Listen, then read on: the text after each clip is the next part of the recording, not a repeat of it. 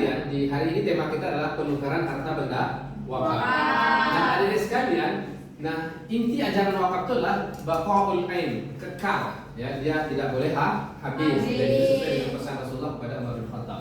Nah, tapi pertanyaan sederhana, apakah boleh aset wakaf itu ditukar, diganti, dan dijual dalam kondisi misalnya ya dalam konteks tertentu, misalnya terkena pembangunan untuk fasilitas umum dan berbagai macam. Kita perhatikan dalam fikih itu penukaran dikatakan dengan istilah ibdal, menjual barang wakaf untuk membeli barang wakaf lain sebagai ganti, atau dikenal juga dengan istilah istibdal, menjadikan barang lain sebagai pengganti barang wakaf asli yang telah dijual, atau dikenal juga dengan istilah al-munaqalah, pemindahan, buat istibdal, pergantian.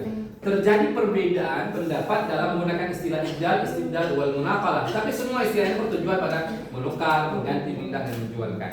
Nah, hadirin sekalian, nah kalau kita perhatikan mazhab Hanafi itu boleh, ya, mazhab Maliki melarang, tapi boleh untuk kasus tertentu, dan mazhab Syafi'i melarang keras, dan mazhab Hambali memperbolehkan.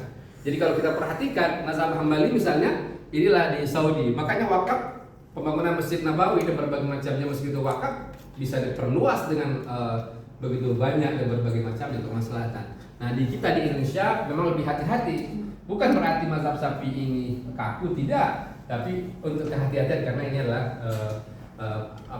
aset umat, kira-kira demikian ya.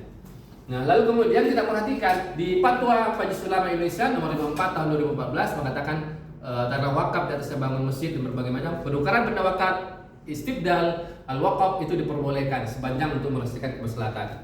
Tentu ada beberapa catatan. Nah, kalau kita perhatikan, nah adik-adik sekalian, nah ini di hadis Rasulullah itu ada 3 pantangan wakaf. Nih, ingat ya. Tidak, jangan la tuba'u, tidak boleh dijual, wala turasu, tidak boleh diwariskan, wala tuhabu, tidak boleh dihibahkan.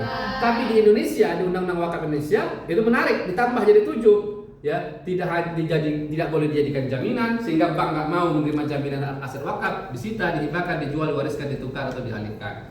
Nah, adik-adik sekalian, nah ini menarik ya. Boleh nggak pengecualian? Boleh saja. Umpama dia kena misalnya rencana umum tata ruang misalnya, ya itu boleh nggak? Boleh. Tapi izinnya gimana Pak Hendra? Izinnya harus melalui menteri, ya.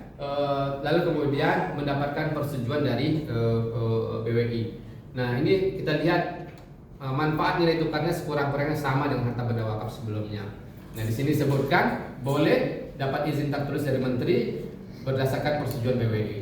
Nah, tapi menarik di PP 25 tahun 2018, kalau sebelumnya semua izinnya melalui menteri, tapi menteri kalau 5.000 meter persegi sampai 5.000 meter persegi itu bisa dimandatkan kepada kanwil. Jadi tidak terlalu sulit harus ke Jakarta. Jadi cukup melalui kanwil.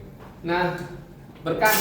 Jadi itulah hukum Islam tidak kaku, ada toleransi tergantung bagaimana kondisi dan manfaatnya. Dan mudah-mudahan aset wakaf kita tetap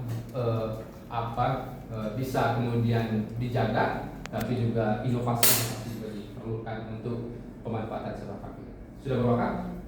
Mau berwakaf? Mau.